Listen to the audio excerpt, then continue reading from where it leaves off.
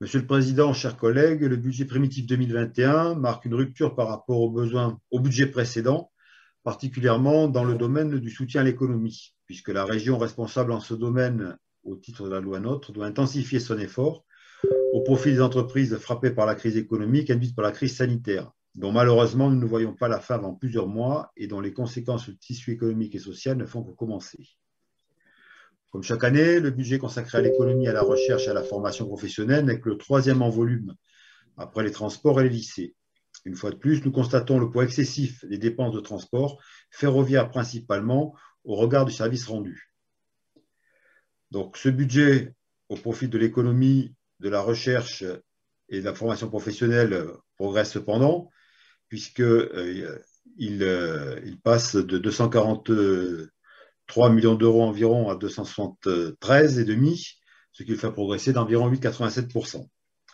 La prolongation des mesures d'urgence comme le fonds Renaissance doté de 7 millions ou le réabondement du fonds d'intervention pour les entreprises en difficulté sont pertinents.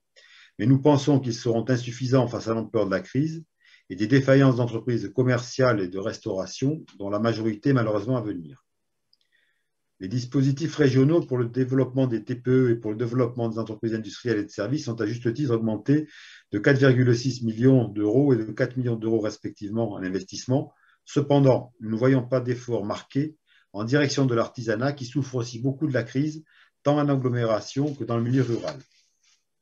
Le plan de relance ne doit pas, à nos yeux, conditionner les aides à des obligations environnementales allant au-delà des réglementations en vigueur.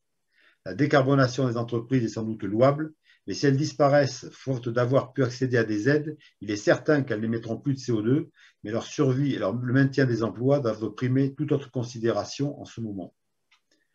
Nous savons l'importance que l'exécutif attache à l'économie sociale et solidaire, surtout en période électorale, mais nous considérons qu'il n'est pas besoin d'en augmenter encore le budget. Nous préférerions que ces 300 000 euros supplémentaires aillent au fonds Renaissance en les fléchant sur l'aide à la restauration.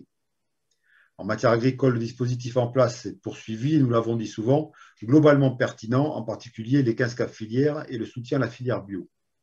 En revanche, la politique de l'alimentation, dont les objectifs sont louables, donne souvent lieu à des dépenses indues, banquets, subventions à la Confédération paysanne par exemple, que nous dénonçons régulièrement en commission.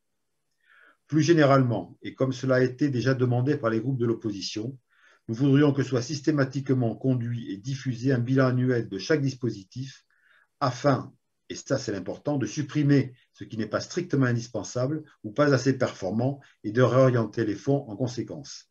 Ce sera donc au prochain exécutif de mettre en œuvre un tel dispositif. Je vous remercie.